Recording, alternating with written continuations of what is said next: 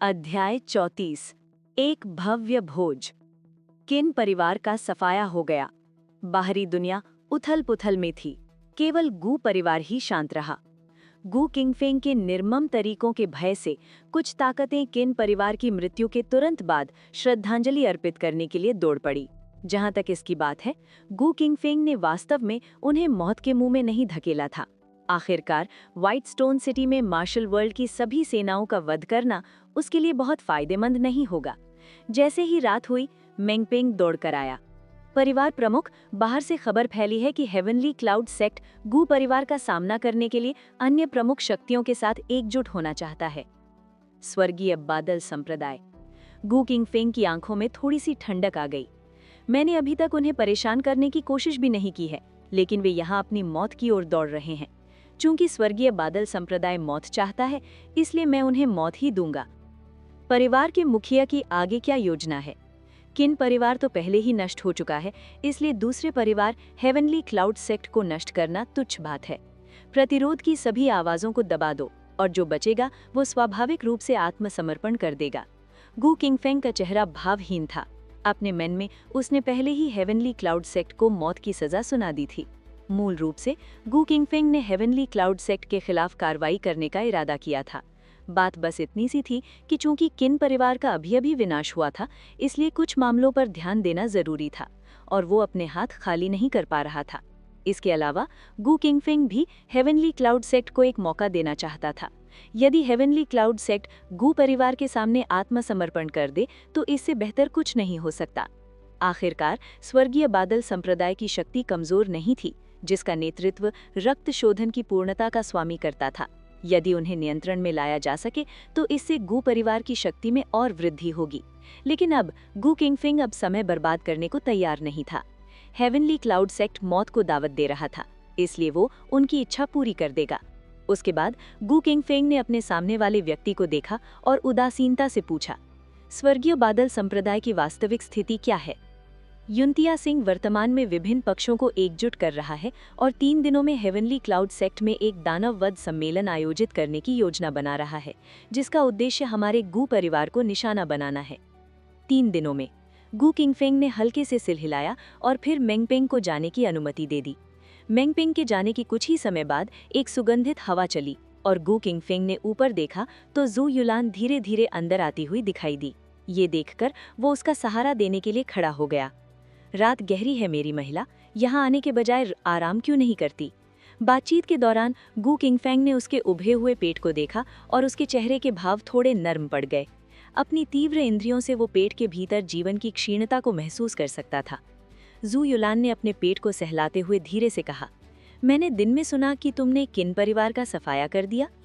किन परिवार ने हमारे गू परिवार का विरोध करने की शपथ ली थी, इसलिए मेरे पास उन्हें नष्ट करने के अलावा कोई विकल्प नहीं था। मैं गू परिवार के लिए किसी भी संभावित खतरे को बर्दाश्त नहीं करूंगा। ये सुनकर गू किंगफेंग का चेहरा थोड़ा ठंडा पड़ गया, लेकिन जल्द ही सामान्य हो गया। जू युलान ने अपना सिर हल्के से हिलाते हुए कहा, किन परिवार का बहुत प्रभाव था और वर्षों से मार्शल वर्ल्ड में उनकी अच्छी प्रतिष्ठा थी। किन परिवार का आपका विनाश संभवतः काफी परेशानी पैदा कर सकता है। मुसीबत? गू किंगफेंग ने आत्मविश्वास से मुस्कुराते हुए कहा। उनके शरीर से एक ठोस आभा निकल रही थी। मार्शल वर्ल्ड में ताकत ही बोलती है, केवल कमजोर ही मुसीबत से डरते हैं। शक्तिशाली को किस बात का डर? आज मैंने किन परिवार का सफारा कर दिया है और भविष्य में अगर कोई असंतुष्ट रहा तो मैं उसे भी खत्म कर दूंगा। गू किंगफेंग के दबंग शब्दों को सुनकर और उसके तीक्ष्ण चेहरे को देखकर जू युलान क्षण भर के लिए मंत्रमुग्ध हो गई। जब उसने गू किंगफेंग से शादी की थी तो उसका मकसद कृतज्ञता का ऋण चुकाना था, लेकिन जैसे जैसे उन्होंने साथ समय बिताया, जू युलान को गू किंगफेंग के कई अविश्वसनीय आकर्षक पहलू नजर आए। विशेषकर इस समय उसका दबंग रवैया इतना हावी था कि वो खुद को उसमें डूबने से रोक नहीं पा रही थी। इस समय गू किंगफेंग की आभा अचानक कम हो गई और उनकी आवाज भी नर्म पड़ गई। ठीक है, आपको इन मामलों की चिंता करने की जरूरत नहीं है। मैं गू परिवार के मामलों को खुद संभाल लूंगा। आपको बस अपने बच्चे के पालन पोषण पर ध्यान देना है। 3 दिन बाद हेवनली क्लाउड सेक्ट ने एक भव्य भोज का आयोजन किया और कई सेनाओं को आमंत्रित किया गया, जिसमें कई शक्तिशाली हस्तियां यहां एकत्रित हुईं। जब युनतिया सिंह पहुंचे तो कई लोग उनका स्वागत करने के लिए खड़े हो गए। युन संप्रदाय के गुरुजी आ गए हैं। युन संप्रदाय के गुरुजी आ गए हैं। इसके जवाब में युनतिया सिंह ने एक एक करके अपना सिर हिलाया। उसका चेहरा मुस्कान से भरा हुआ था। जब वे भोज के बिल्कुल आगे पहुंचे और विभिन्न बलों के शक्तिशाली व्यक्तियों को निहारने लगे तो युनतिया सिंह ने भी अपने सीने में वीरता की भावना को महसूस किया।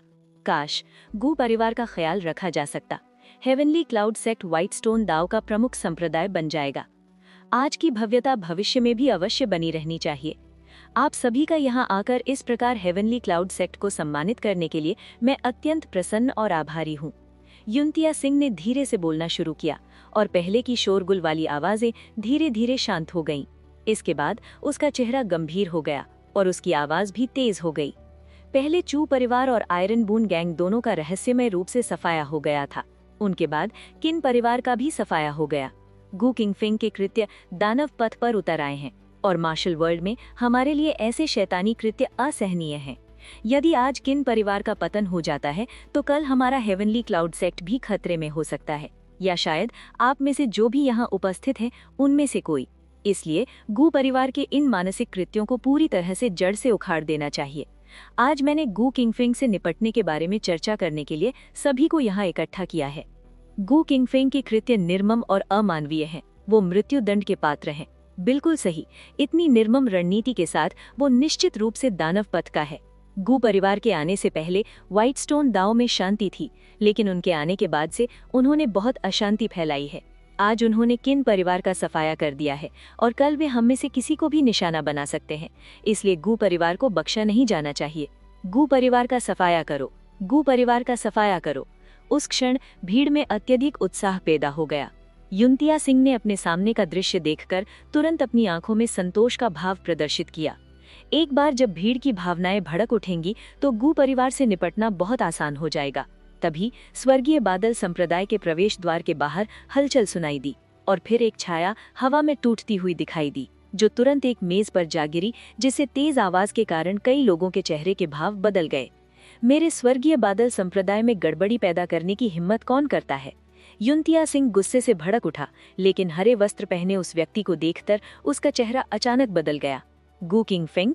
हालांकि वो कभी गू किंगफिंग से आमने सामने नहीं मिले थे, लेकिन उन्होंने उनके कई चित्र देखे थे, इसलिए स्वाभाविक रूप से वो उनसे अपरिचित नहीं थे। अन्य लोगों ने भी गू किंगफिंग का नाम सुनकर भावों में परिवर्तन दर्शाया। किसी को उम्मीद नहीं थी कि जब वे गू परिवार से निपटने के तरीके पर चर्चा कर रहे होंगे तो गू परिवार का मुखिया स्वयं अकेला आ जाएगा। गू किंगफिंग अपने हाथ पीठ के पीछे बांधे खड़ा था। उसकी उदासीन निगाहें वहां मौजूद लोगों पर घूम रही थीं और अंत में युनतिया सिंह पर आकर टिक गईं। अगर आप मुझसे ही निपटना चाहते हैं तो इतनी परेशानी क्यों उठा रहे हैं? मैं गू किंगफिंग यही मौजूद हूँ। जो कोई भी कार्रवाई करना चाहे बेझिझक आगे आ सकता है। मैं सभी चुनौतीदारों का सामना करूंगा। इन शब्दों से सभी के चेहरे के भाव फिर से बदल गए। तुरंत ही कोई अपना गुस्सा रोक नहीं सका और चिल्लाया, गू किंगफिंग, घमंडी मत बनो, मैं तुमसे मुकाबला करूंगा। जैसे ही ये शब्द मुंह से निकले, भीड़ में से एक बुजुर्ग व्यक्ति निकला, जो बंदर की तरह फुर्ती से तेजी से पास आया और हवा का एक तेज झोंका गू किंगफिंग के चेहरे पर टकराया। गू किंगफिंग के चेहरे पर कोई भाव नहीं बदला और उसने अचानक एक जोरदार मुक्का मारा, जो प्रतिद्वंद्वी की हथेली पर इतनी जोर से लगा कि हड्डियां टूट गईं। सफेद हड्डी कोहनी के मांस को भेदती हुई अंदर घुस गई और तीव्र वेदना के कारण प्रतिद्वंद्वी दर्द से चीखने लगा। अगले ही पल गू किंगफिंग ने अपनी उंगलियां झटकी और हवा का एक झोंका हवा में चीरता हुआ आया। बुजुर्ग का सिर पल भर में फट गया और चीखें अचानक बंद हो गईं।